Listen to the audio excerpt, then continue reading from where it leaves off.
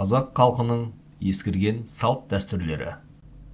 Жарыс қазан көне заманда аяғы ауыр келіншекке толғағы жеңіл болсын деген мағынада көптеген ырымдар жасалынған.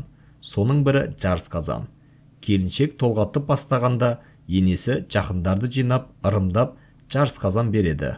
Қазанға ет салынып, жиюлы тұрған заттардың бәрі ырымдап жазылған. Бұл бала дүниеге тез келеді деген мақсатта әр төңіректе әр түрлі жасалынатын дәстүр.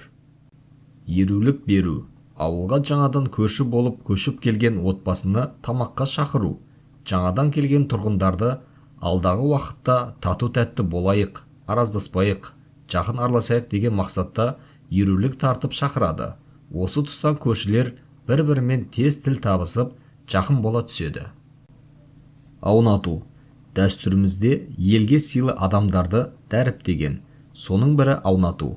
Қонаққа өзіндік жолы бар.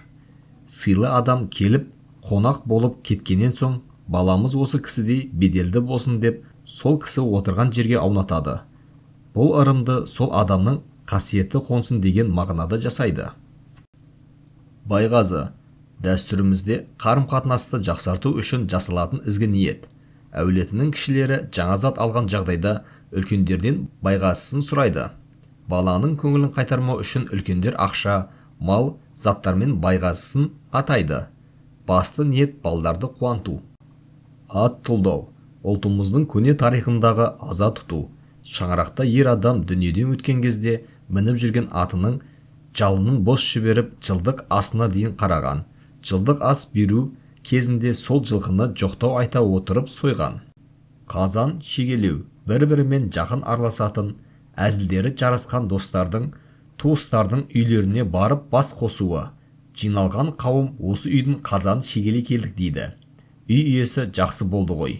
Қазан шегелегіш шебер іздеп отыр едік деп әзілдесе отырып дастархан жайған. Ақсарбас атау. Ұлтымызда дінді қадірленген тұстар өте көп.